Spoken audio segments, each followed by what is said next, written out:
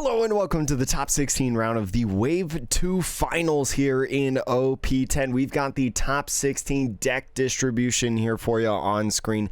Looks like out of the 12 Doflamingos that made it in top 32, 5 of them advanced. And then after that, out of the 7 Marshall D teaches, I believe, that were in the top 32, 4 of them advanced into the top 16. The rest of the way, every single archetype has one deck left. That includes Shanks, Rob Lucci, Purple Luffy, Eustace Captain Kidd, Nell, and then one more Usopp here as well. So out of the top 32, the Nell, Black Hill, Luffy, and Usopp, all one-ofs made it into there, and we'll see if they continue to advance in this tournament. But the top 8 round, you already know by the title and thumbnail, is going to be Doflamingo versus Purple Luffy. Now, these are 2 premier decks of the format. Going to be interesting to see which swarm works out better. Both of these players really love just flooding the field with bodies. The Purple Luffy also doing some ramp effects, right? Gaining some dawn by taking their own life to be able to get those big bodies out faster and swarm faster. But the Doflamingo being able to manipulate the deck, right? Being able to manipulate what's on top, what's on bottom, the order of specific cards, pushes out through their leader effect different bodies. And with the power of OP07 Jinbei, it's going to be really interesting to see who gets the advantage in this one. It'll be curious because Purple Luffy, right, has the ability to play characters that are over 4 costs, so goes around the starter deck 17 4 cost law. But looking at the Purple Luffy's hand right here, we've got the Law Blocker from starter deck 10, Kamazo there, nice 2K, Luffy Taro, Gum Gum Giant Gavel, one of the best cards to come out of OP09, and then also the Trafalgar Law Searcher. The Doflamingo player, though, has 2 Sengoku Searchers, so going to be able to set up a couple different things. Marshall D teach that starter deck 17 Trafalgar Law, and also one of the new Boa arts. That's that 4 cost blocker Boa from the starter deck, reprinted in those new storage boxes that Japan got. So beautiful, beautiful looking card right there. And looks like Purple Luffy going first in this one. Before we start the game, just want to tell you a couple quick things.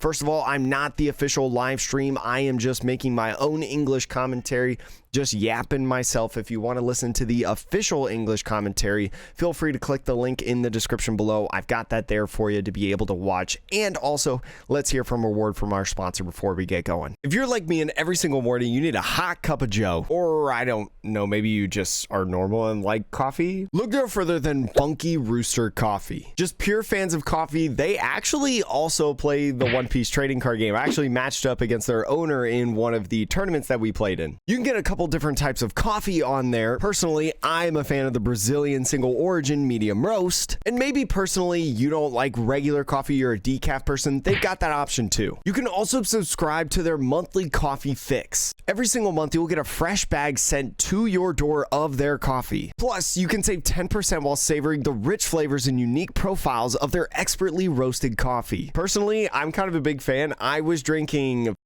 coffee before this, but now with this, I drink this every day. I genuinely like it, whether it's hot, whether it's cold, like I'm into it. And right now on your order, you can actually save 5% off if you use my code Atrocious. The link is in the description below. Definitely go check them out. You can also get some fun stuff like their mug. Use that code, check out their site, and let me know down in the comments how you feel. Thank you again to Funky Rooster Coffee for sponsoring the top 16 round of this tournament. And we're off. Let me take a drink. And Purple Luffy, with that 1 Dawn, is going to go ahead and use that Trafalgar Law. Very nice. Going to be able to look at the top 4 of their deck to find a key piece of the puzzle. Does have to be a cost 2 or more Straw Hat Crew or Heart Pirates type character. So Sangoro, an excellent grab. Sangoro, perfect to grab with the Luffy Taro, right? A great combination of 2.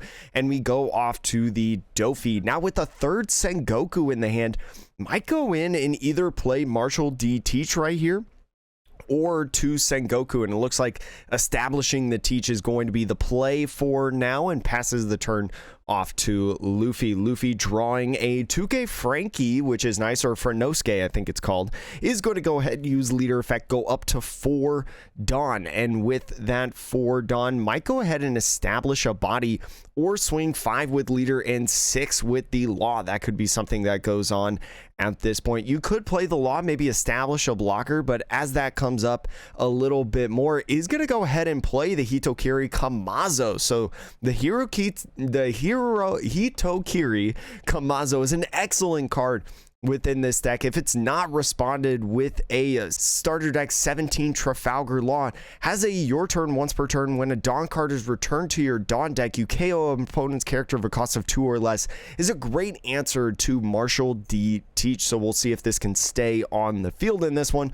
But the Sengoku finding a 4-cost Trafalgar Law. Looks like Red Brock is in this list as well right there. And another Sengoku going to be looking around in here. Has a couple different options with the Boa, Gecko, and also the Weevil. Probably don't want to grab another Teach. But I think in that last stack, we saw a 9-cost Mihawk. Very interesting tech card of choice within this deck. We've seen interesting techs in these Doflamingo decks in this tournament. Houndblaze was played in the last round if you didn't see the top 32 video, and now Dracul Mihawk being in here. So 2 Dawn left, could go ahead maybe and swing 8,000 power with lead if he wants to, with the leader effect and a Marshall D. Teach. We're going to see exactly what he wants to do. He could play another Sengoku. This could be nice. You would still be able to use leader effect if you wanted. It would only be a 7k swing, but might be advantageous to help find a Jinbei, right? If you can find a Jinbei within this top 5, you can use Jinbei off of your leader effect, right? Comboing it with the Marshall D. Teach, and then go in with another character. And there's a Jinbei right there at that point. A couple other options I think that was in this hand, and it looks like maybe accidentally grabbing 6 cards. So got to be careful when you're doing, looking at the top 4, 5, 3, whatever, that you make sure that you only grab the specific amount of cards that were in that stack. He never reordered it in his hand, so all you have to do is just remember which card is on top, be able to take that out as this judge is doing. I think he's going to reveal it to both players after explaining as he grabs that Jinbei. An excellent grab, as I was mentioning. It's going to be a Dracul Mihawk right there. So I think the Dracul Mihawk will go on the top of the deck. It might go on the bottom. It looks like it's going on the bottom. Okay, very interesting. Even though, like, technically it's 6 card will go on top, but that's fine because both players' information gained. Anyways, using that leader effect, swinging 7, the Jinbei comes down. Jinbei will play that law. That law is going to be really nice to be able to pick up the Sengoku and then put that Kamazo back in hand. Gonna keep your Marshall D. Teach safe at least for a little bit longer. And so now you have to fulfill this 7k swing. Looks like he's going to go 2k, 1k on this, immediately pitching the Kamazo and Law. Don't hate those pitches. You force them to play that Law, right, and force them to actually have it. And now that they have, you just continue on with your game plan. So grabbing another Gum Giant Gavel is going to use leader effect, go to 7. And we're probably going to see a Luffy Taro and Sangoro put in right here after this 5k swing, right?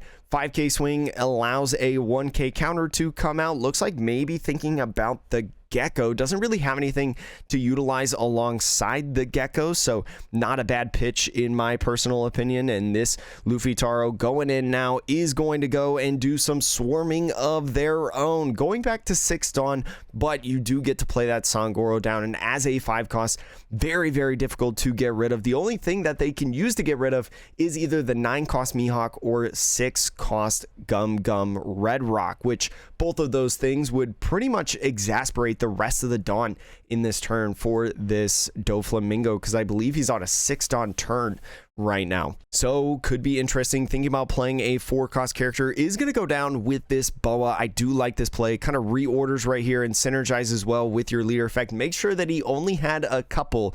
And with a Jinbei right there, maybe thinking about doing another Jinbei play Jinbei with the Weevil in your hand could be a good combination. You would have to get rid of some characters though, which is kind of a little bit of the problem that you got right now. You've got a full board, but with a Jinbei Weevil combo that you could utilize, could be nice. But with the Jinbei that's on top, in order to use the leader effect, you do have to distribute this one Dawn somewhere. Where are you going to put it to fulfill this? Boa is going to go ahead, stick it on that Jinbei right there, make it a 6,000 power character. Maybe worried about something that is a KO, a 5,000 power character or less. Could be interesting depending on the different tech cards that are in this deck, maybe some different events that are present in here, because Gum Gum Giant, not necessarily one with a trigger, but this 6k swing is going to prompt the Franosuke, and another 6k swing coming in with this Law is just going to try to require as many cards as possible, right? There's no Dawn up to be able to use with the Gum Gum Giant Gavel, so getting this life right here, going to be a 9-cost Luffy, but the 9-cost Luffy, no counter on this 7,000 power swing, being able to use the leader effect, play the Weevil, puts him down to just 1 life in this game. 1 life, you're at 8 Dawn now. If you go ahead and use leader effect, you can't play that 9-cost Luffy that's on the field, so the big board gonna be tough, I think, at this point for the Luffy. You've only taken 1 life off of the Doflamingo at this point. So what do you do? How do you distribute this? I think probably the 5-drop Kid is something that he's thinking about playing at this point. The Sangoro, if you do play it, is going to be nice because the Sangoro is going to be able to draw another card, maybe try to get you another 2k, or maybe something that you would not mind pitching off the Gum Gum Giant Gavel. And so he's going to be doing that first. Definitely like this play with 8 Dawn as well. Going to be thinking about where to swing, probably swinging at that Law right there. Doesn't want it to get constantly repurposed. Finds another brick in that Luffy Taro right there. So still with 8 Dawn, you might go ahead and play like the 5-drop Kid, leave a couple Dawn open for the Gavels, and then also attach 1 to lead, swing 6, add the Jinbei or Weevil, but is going to go ahead and block 1k to get out of that swing. Only 4 cards left in hand for this Doflamingo player. And so I would love maybe another 6k swing probably at the Law or something of the sort. Would be nice to force maybe another 2k or some counter out of the hand. Then your Luffy Taro can go swing, more than likely KO something on the field. And then like I was mentioning with the Kid and Gum Gum Giant Gavels, you probably wouldn't be worried about losing in the next turn, and you can draw a ton of cards. Double Gum Gum Giant Gavel though would be tough because you would lose out on 2 Dawn. You would gain 1 back at least through the useless Captain Kid, but doing that twice is 3 in total that you would lose out on. So it's really tough position, I think, at this point. Just goes ahead and swings 5 with that Luffy. Maybe now with the Luffy Taro, looks like maybe swinging at the Boa there, and a 2k 1k is going to be able to get out of it. The Luffy Taro being 8, just a 2k 1k, easy to move, and looks like going in with the Luffy Taro. So going in now, playing the Zoro Juro, going to be searching through that top, is going to find a piece. Could find the Usohachi right here. Usohachi, a great finisher, right? Being able to go in and rest a 5-cost or less with that on play. But more importantly right now, it's a 2k counter, and especially with the Gum Gum Giant in hand, has 1 Dawn open. You've got a couple 2k counters and 1k right there. So you're feeling interesting in this game. The opponent is at 8 Dawn, so we'll see how he decides to do it. Not really worried about losing in the next turn, that's for sure. Is going to start out by swinging 7 at lead, especially with that 2k grab. Going to try to get the Gum Gum Giant as soon as possible. So nice 2k 1k right there of the Kid and Usohachi. Is going to go ahead, swing another 7 with the Boa, continue with this aggression, swing 7s as minimally as possible. It's the least amount of Dawn investment to then be able to utilize with the rest of your Dawn. Gonna be curious to see what he does right here, if he goes ahead and uses the Gum Gum Giant, or if he goes in with another 2k 1k kind of combo, and it looks like Giant is going to be the pick. Going to get rid of that Luffy, draw 2 cards with that plus 4,000, and gets 2 bricks in the Zoro Juro, so no counter in the hand. Definitely going to be taking these next couple swings, and you could actually lose within this turn. So here's another 7k swing from the Jinbei, and you're going to need to counter out probably, but the rest of the swings as they would connect would take you out of this one. So not looking good for our purple Luffy player right here. Looks like might go down to this Doflamingo. And here we go, 2k and 1k to go to 8. He's gonna go ahead now, swing 6 with the Law. I find this pivot to be kind of interesting, going to 6, because you could have gone 7-7, but now going in with 8, getting a Lin off the top, that's going to be the game. So Doflamingo, just with the consistency of constantly being able to play out different characters without the cost of taking its own life, swarm the board just a little too fast for purple Luffy. Definitely a quick one, I would say. Only what, like a 14-minute match, 13-14-minute match, but don't worry, as always, before the end of the video, we got to check out some deck lists of these 2 archetypes. So we don't have the official deck list yet for the purple Luffy, but I've got this list right here that's probably pretty close in general to what they were running, right? Had the key pieces in there of the Lin, has this Ucho Hachi right here. Probably if I had to make any changes, you might take out like one of these Onami or one of these Robin, or maybe some of the Bon Clays as well. We know that Bon Clay is kind of a fringe card now in purple Luffy decks for the other Uso Hachi that we saw in there, the other 2k that was in recent sets. But purple Luffy, just like Doflamingo, swarms the board on the back of the Luffy Taro, right? Being able to